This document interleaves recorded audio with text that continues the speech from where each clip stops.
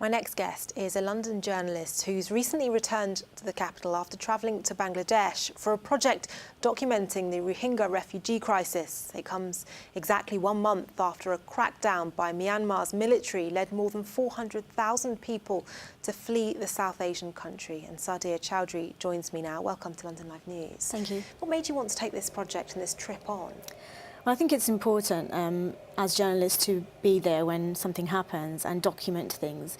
There's no way I on my own would be able to go and interview 430,000 people and get their stories, but I always find it's really important to get there and get a sense of what's going on, and being there really does give you a sense of exactly what's happening there. Talking of which, what were you met with when you arrived? Well, one of the first things you see when you're driving up, we went to a place called Ukhiya in Cox's Bazar.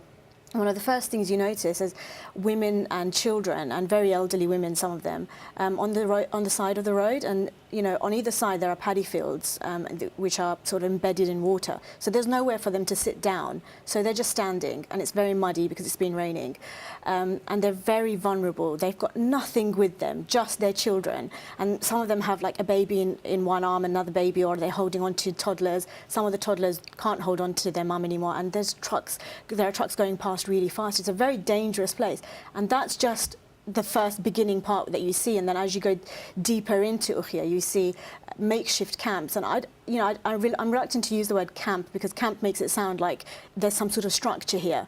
There isn't any structure. It's just, if you've got some bamboo, you've put it up and you've made a sort of tent. If you've got some sheets, you've used that. Many people, and the vast majority that I saw, didn't have any shelter over their heads. They're just sitting in, fields or by the side of the street where it's really dusty and muddy. And then, they're hungry, they're starving. We encountered a group of people and we were told that they hadn't eaten in 14 days.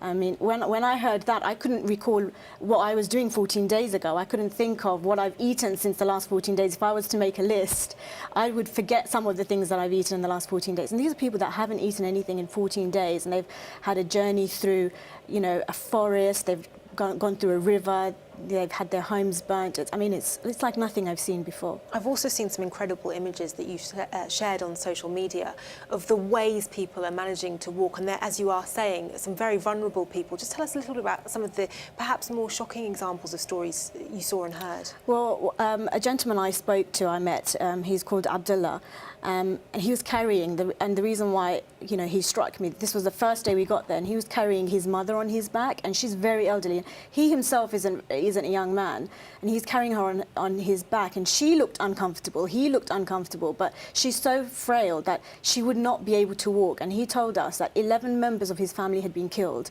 His farm had been burnt. They had come for his home. They'd killed all his livestock. They'd come to burn his house down, his home down. And all he could do was just lift his mother onto his back and start walking with her. And he'd walked for 3 days when we met him. And in these circumstances, very hot there as well. And that really struck me. And I wanted to share this with the world and show people that what Rohingyas are going through. And then I realized it was actually quite a regular occurrence. Like everywhere I looked, people were carrying heavy loads of, like either their parents or, anything that they could have mustered when they were leaving, or their children. And he's not the only person there doing this. I mean, there are thousands of people like him. You watched some of this content on TV here in London, and it's awful, but you can switch it off and get back to your normal life. What message do you hope people will take from not just what you've seen, but what you've talked about this evening? Well, I think it's important to always stay tuned to news like this, and it's very easy once the news cameras leave a situation like this for us to forget it and we move on to a new piece of, either news or entertainment. It's very important to stay focused on these issues. I mean, it's about to get a lot worse in Bangladesh now, because you've suddenly got like 430,000 people who have got no sanitation facilities or no clean drinking water, or very little clean drinking water. So there is likely to be an outbreak of disease. So while we're looking at them now and thinking they're homeless and they haven't got food, it's about to get a lot worse for them. So it's really important that we keep on top of stories like this, and we do continue to read up on it.